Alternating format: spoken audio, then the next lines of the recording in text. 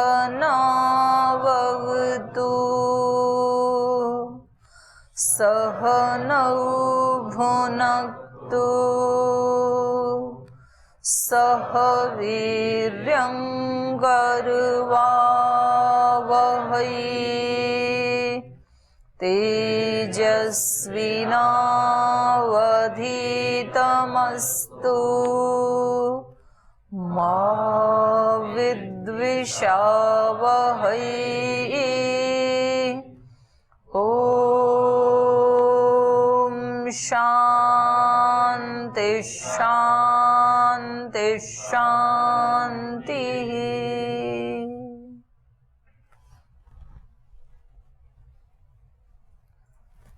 आठवें अध्याय में हमने पढ़ा था तो उत्तरायण और दक्षिणायन के बारे में पढ़ा था, और एक बात आई थी जो अंतिम समय व्यक्ति का विचार संस्कार जैसी उसकी चित्त की स्थिति होती है वैसा ही उसका अगला जन्म होता है, अंतमति सो गति।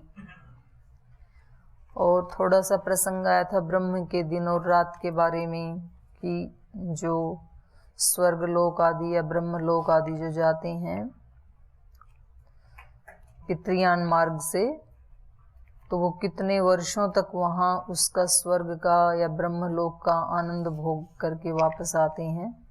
तो ये सारा विवरण इसमें आ गया था आठवें अध्याय में। तो इसमें से आपका कोई प्रश्न है तो आप पूछ सकते हैं। पहले किसी को कुछ पूछना है इसमें?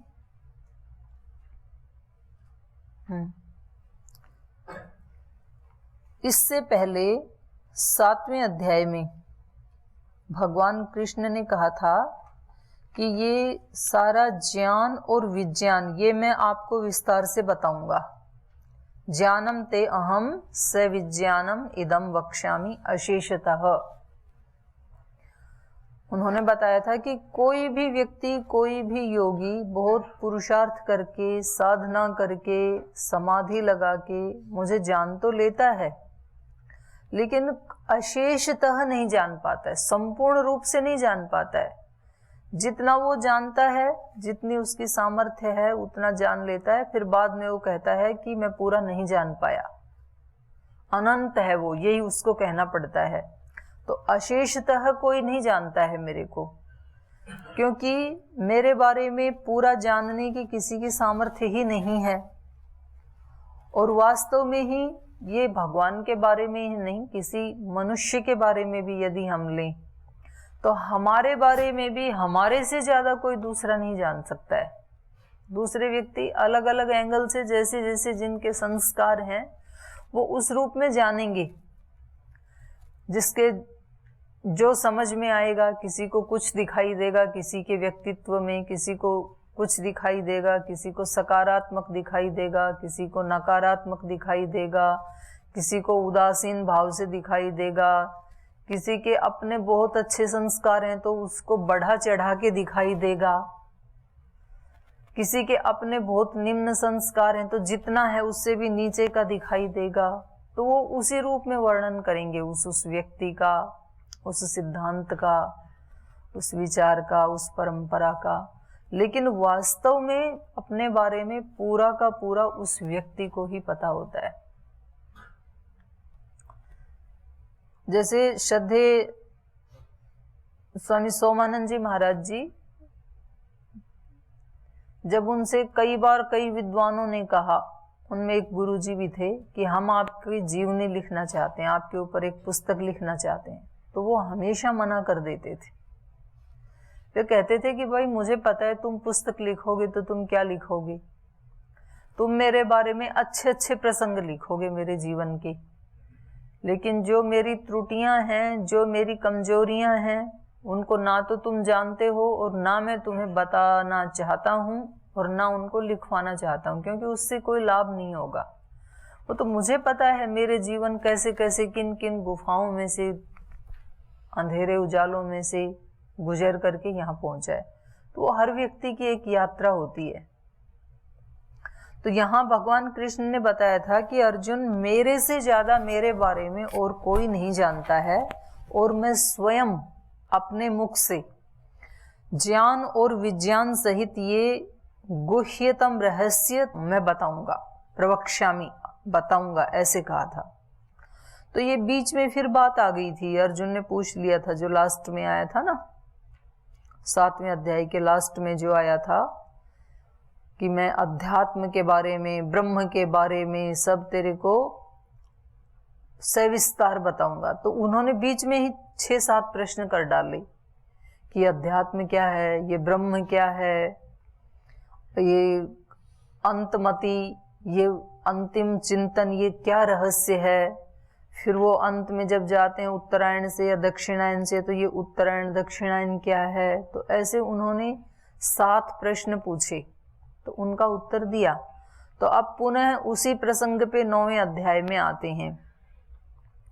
जो प्रसंग चल रहा था, ज्ञानम ते अहम सविज्ञानम इदम वक्ष्यामि अशेषतः, ज्ञान विज्ञान सहित तुझे वो अध्यात्म की दीक्षा में दूंगा। तो ये इनकी चर्चा, अब अर्जुन को इस रहस्य को जानने की इच्छा हुई कि विशेष रूप में अंतकाल के रहस्य को उसने जानना चाहा। तो इसलिए 8वें अध्याय में जो पहले के 4-5 प्रश्न थे, वो तो 4-5 श्लोक में ही उनका उत्तर हो गया। और अंतकाल में क्या होता है, इसके ऊपर फिर अंतिम श्लोक तक पूरा अध्याय का विस्तार हो गया, उन 7 प्रश्नों का उत्तर दे दिया। तो अब 9वें अध्याय में ज्ञान विज्ञान सहित उस विषय को फिर उठा करके वहीं से शुरू कर रहे हैं। तो इनका उच्चारण कर लेते हैं श्लोकों का। इदं तु ते गुह्यतमं प्रवक्ष्याम्यनुसूयवे ज्ञानं विज्ञानसहितं यज्ञात्वा मोक्ष्यसे शुभात्। राजविद्या राजगुह्यम् पवित्रमिदम् उत्तमम् प्रत्यक्षावगमं धर्म्यम् सुसुखं कर्तव्यम् अव्ययम् अश्रद्धानः पुरुषा धर्मस्यास्य परन्तप अप्राप्य मां निवर्तन्ते मृत्यु संसारवर्त्मनि मया ततम् इदं सर्वम् जगद्व्यक्तमूर्तिना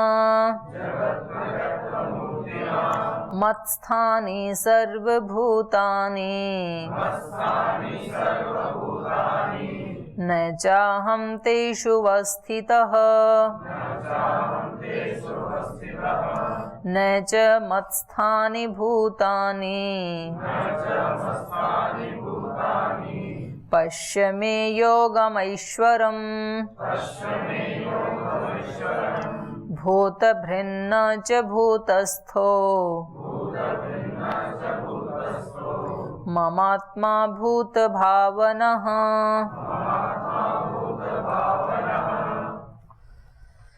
इदं तु ते गुह्यतमं प्रवक्ष्यामि अनसूयवे।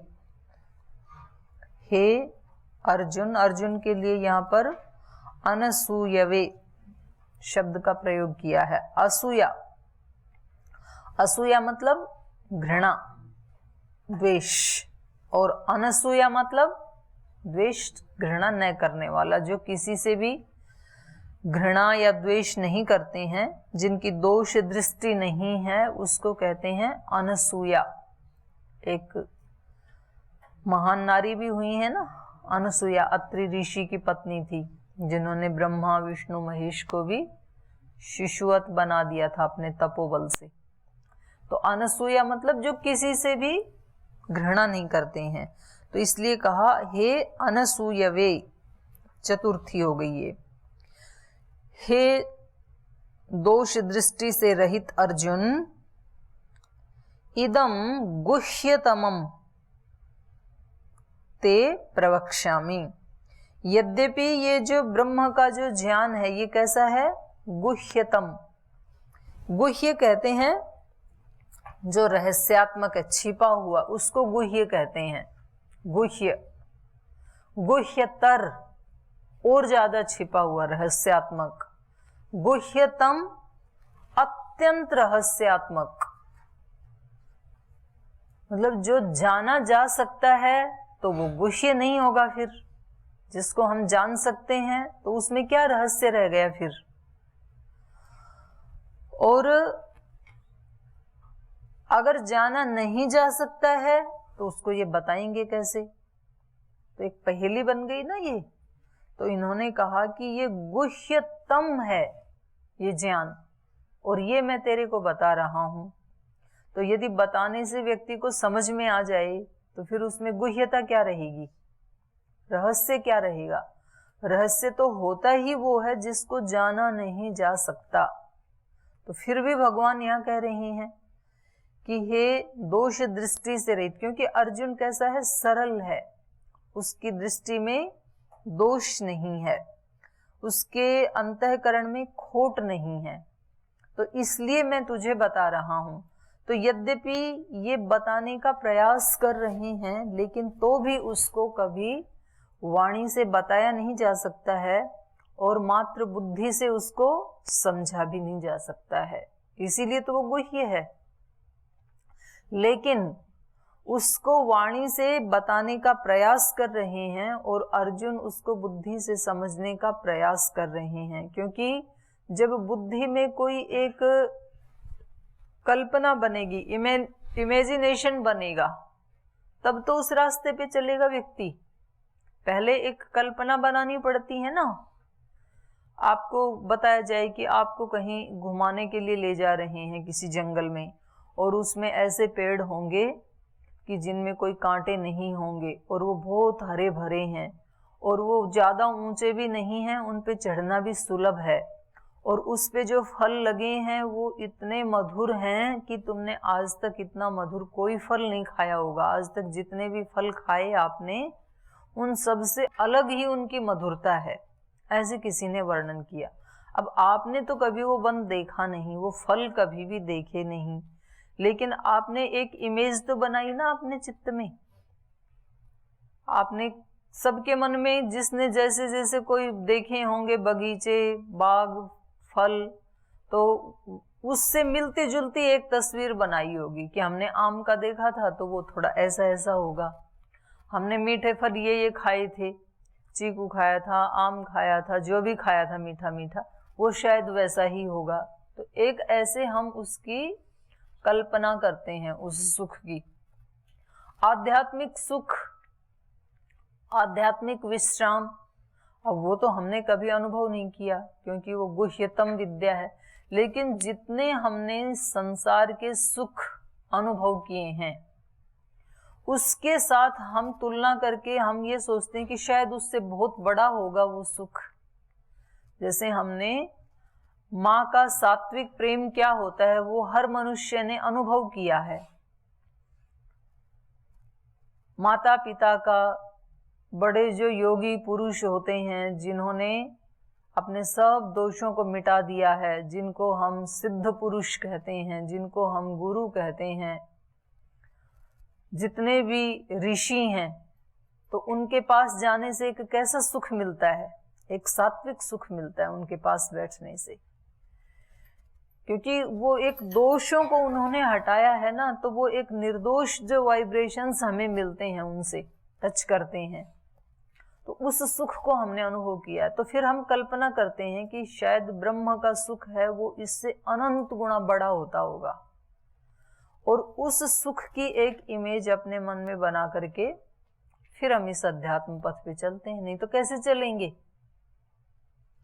किसी व्यक्ति को आप कहें कि चलो आपको समुद्र दिखा करके लाते हैं, उसने कभी समुद्र देखा नहीं, लेकिन उसने अपने गांव का तालाब देखा, बहुत बड़ा तालाब देखा, तो उसको अब आप बताते हैं कि ये तालाब, ये तो कुछ भी नहीं है, ऐसे तालाब तो पता नहीं कितने करोड़ों बन जाएंगे उस समुद्र में, इतना बड़ा है वो।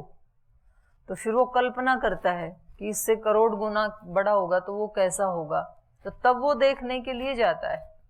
तो यहाँ पर ये अर्जुन को बताने के लिए कह रहे हैं, मतलब कुछ, यद्यपि ये गुह्यतम है, केवल मेरे बताने से आपकी समझ में नहीं आएगा, ऐसे भगवान कृष्ण कह रहे हैं, लेकिन बताना भी जरूरी है, क्योंकि नहीं बताऊंगा तो तू अनुभव कैसे करेगा उसका।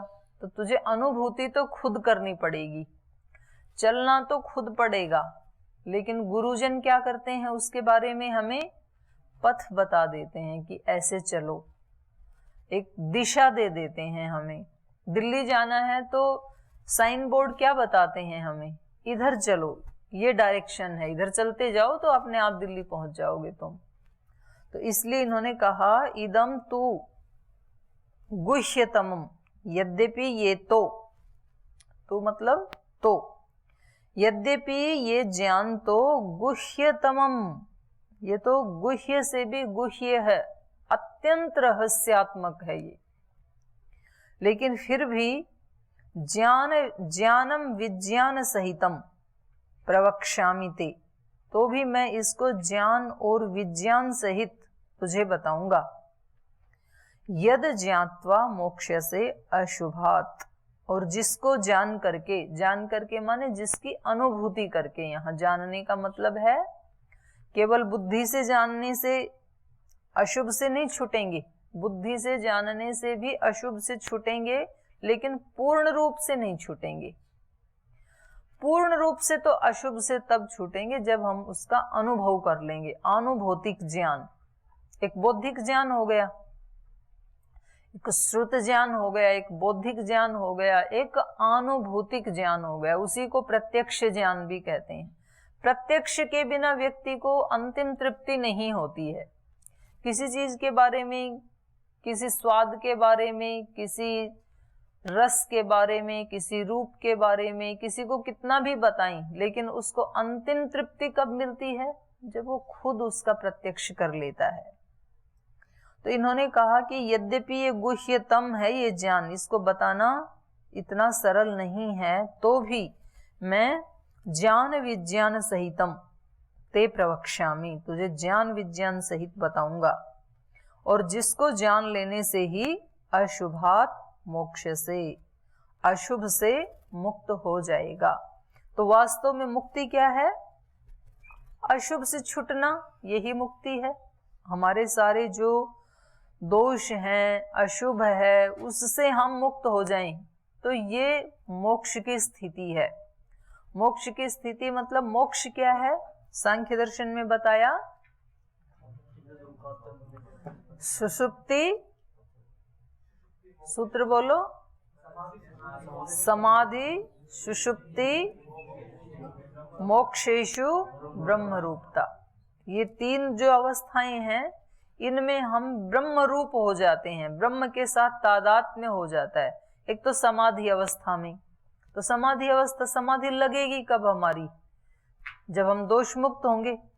जब तक हमारे चित्त में राग द्वेष आदि दोष हैं, मोह है, अंधकार है, अज्ञान है, तब तक तो समाधि लगने की नहीं है।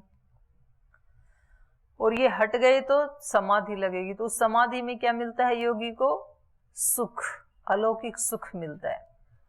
गाढ़ निद्रा में भी क्या मिलता है हमें, सुख मिलता है, क्योंकि उस समय कोई विचार नहीं होता है ना, विचार में ही विकार आते हैं, और निर्विचार जब जब होते हैं तब तब निर्विकार होते हैं। निर्विचारता में ही निर्विकारता छिपी हुई है। तो समाधि में निर्विचार होते हैं, गाढ़ निद्रा में भी हम निर्विचार होते हैं, और मोक्ष में भी हम निर्विचार होते हैं, क्योंकि वहां तो वो तो इंद्रियातीत है। मन भी एक इंद्रिय है, तो मन बुद्धि से अतीत होता है वो, तो उस समय कोई विकार नहीं होता है। तो निर्विकारता का अपना ही एक सुख है। जैसे जहां अंधकार नहीं होता है तो वहां चीजें अपने आप स्पष्ट होती हैं, क्योंकि वहां प्रकाश होता है। तो वहां जानने के लिए कुछ अलग से पुरुषार्थ नहीं करना पड़ता, चीजें दिखती हैं ना अलग से सब कुछ। अभी इस कक्ष में प्रकाश है तो आपको सब चीजें अपने आप बिना पुरुषार्थ किए दिख रही हैं।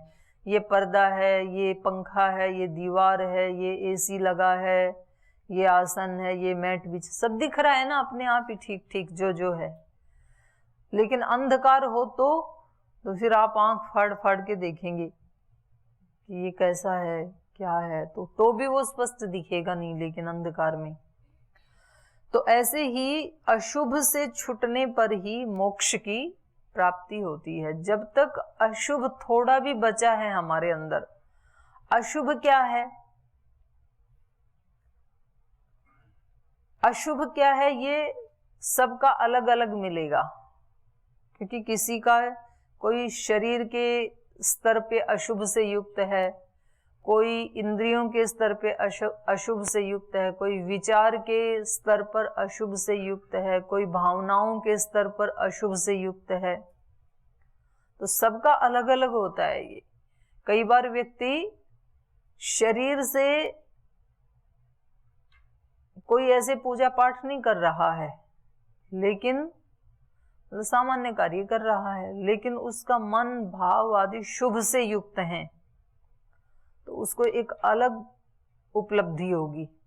कभी कभी व्यक्ति शरीर से रिचुअल्स कर रहा है, धूप जला रहा है, आरती उतार रहा है, पूजा कर रहा है, विग्रह को स्नान करवा रहा है, शरीर से सब वो कर रहा है सुबह से शाम तक, लेकिन भाव में अशुभ है, विचार में अशुभ है, वाणी में अशुभ है, तो फिर उसको अलग उपलब्धि होगी। तो अशुभ अनेक प्रकार का अशुभ है, शुभ से भिन्न जो भी है वो सब अशुभ है। और शुभ क्या है, शुभ तो चेतन ही है, वो ही निर्दोष है ना, तो उसके अतिरिक्त जो है वो सब अशुभ ही है। लेकिन वो साधन बनता है, चेतन से अतिरिक्त जो भी है वो साधन बनता है, उसको साधन बनाना है। तो इसलिए मैंने एक दिन पहले भी चर्चा की थी ना सांप सीढ़ी का बोर्ड के बारे में। सांप को ही क्या बनाना है, ऊपर चढ़ने का निमित्त बनाना है, सीढ़ी बनाना है। यदि वहां जाकर के भी कोई अशुभ हो गया तो फेंकते हैं ना, और उसके सांप के मुंह में यदि आ गए तो सीधे फिर नीचे आएंगे, और सीढ़ी के ऊपर चढ़ गए तो ऊपर चढ़ जाएंगे। अगर उतने अंक आए जहां सीढ़ी शुरू होती है तो उस सीढ़ी से सीधे हम ऊपर चले जाते हैं, और वो पासे फेंकते समय उतने अंक आए जो सांप के मुंह में उस नंबर पे चले जाते हैं तो सीधे नीचे आएंगे। ऐसे होता है ना। तो ये हमारे शुभ अशुभ कर्म ऐसे ही हैं। एक शुभ हमें ऐसे सीढ़ी पे चढ़ा देता है, अध्यात्म की सीढ़ी पे, हम तुरंत अपलिफ्ट हो जाते हैं। और कुछ कर्म अशुभ ऐसे हैं जो हमें चढ़े चढ़ाई को नीचे गिरा देते हैं। तो वो हमारे भाव में वो अशुभता हो सकती है, विचार में हो सकती है, वाणी में हो सकती है, कर्म में हो सकती है। इसलिए सब प्रकार के अशुभ से हमें बचना है, तभी हमें मोक्ष की प्राप्ति होगी, तभी हमें सुख की प्राप्ति होगी किसी भी स्तर पे। और उसके लिए दो उपाय हैं, पुरुषार्थ और प्रार्थना। एक तो हमेशा व्यक्ति अपने आप को किसी ना किसी काम में, किसी ना किसी पुरुषार्थ से युक्त रखे, खाली ना रहे कभी भी। और दूसरा प्रार्थना, शरणागति, पुरुषार्थ करते हुए भी फिर कहीं अहंकार ना आ जाए। इसलिए भगवान आपकी ही कृपा से ये पुरुषार्थ हो रहा है, सब कुछ आपका ही है, मैं निमित्त मात्र हूं, मैं आपकी ही शरणागति में हूं, इस तरह का भाव। तो स्वामी जी महाराज भी दो ही चीज हमें बताते हैं, पुरुषार्थ, प्रार्थना। प्रार्थना पुरुषार्थ नहीं, पुरुषार्थ पहले, पहले पुरुषार्थ फिर प्रार्थना। अंदर से प्रार्थना चलती रहे और बाहर से पुरुषार्थ चलता रहे। मन मन में, भावों में, विचारों में प्रार्थना चलती रहे और शरीर से पुरुषार्थ चलता रहे। तो इसलिए कहा इदम ते गुह्यतमं प्रवक्ष्यामि अनसूयवे ज्ञान विज्ञान सहितम यद ज्ञात्वा मोक्षसे अशुभात्। राज विद्या, और जो मैं तेरे को बताने जा रहा हूं जिस ज्ञान के बारे में, वो ज्ञान क्या है? राज विद्या। राजगुह्यम पवित्रम इदम उत्तमम प्रत्यक्ष अवगमम धर्म्यम सुसुखम कर्तुम अव्ययम। इसको राज विद्या कहते हैं। राज विद्या मतलब विद्याओं में जो सबसे श्रेष्ठ है। जैसे फलों में जो सबसे श्रेष्ठ है उसको क्या कहते हैं? फलों का राजा। विद्याओं में जो सबसे श्रेष्ठ है उसको क्या कहेंगे? राज विद्या। विद्या राजा ऐसे कहना था, लेकिन विद्या क्योंकि दो इसमें स्वर हैं और राज में क्योंकि एक कम है, इसलिए इसको पहले ले लिया, राज विद्या कह दिया। विद्याओं में जो सबसे श्रेष्ठ है, जो विद्याओं का भी राजा है, जो ज्ञान, उसको कहा राज विद्या। या फिर इसका दूसरा विग्रह हम करेंगे तो इसका विग्रह होगा राज विद्या, रहस्य वाली विद्या। राज का मतलब एक रहस्य भी होता है, बोलते हैं ना इसके पीछे क्या राज है। आपका इतना अच्छा स्वास्थ्य है, इसके पीछे क्या राज है? राज मतलब रहस्य। तो राज विद्या का मतलब रहस्यमयी विद्या, और राज विद्या का मतलब विद्याओं में जो सबसे श्रेष्ठ है, जो राजा है विद्याओं का, उसको राज विद्या कहा। तो कह रहे हैं इस ज्ञान का नाम राज विद्या। राजगुह्यम, राजगुह्यम मतलब गुह्य विद्याओं में भी अत्यंत गुह्य, जो अत्यंत रहस्यात्मक है। पवित्रम इदम उत्तमम, ये पवित्र है और सबसे उत्तम विद्या है। प्रत्यक्ष अवगमम धर्म्यम, इससे धर्म का प्रत्यक्ष हो जाता है। सुसुखम कर्तुम, अच्छी तरह सुख देने वाली। सुसुखम कर्तुम, अत्यंत सुखी करने वाली ये विद्या है। और कैसी है ये? अव्ययम, ये अनश्वर है।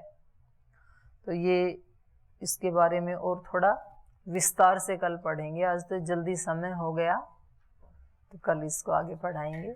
आज यहीं विराम देते हैं पाठ को।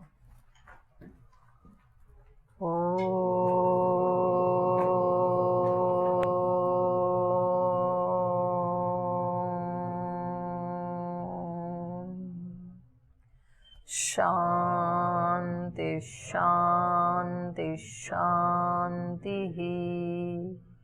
श्री गुरुभ्यो नमः।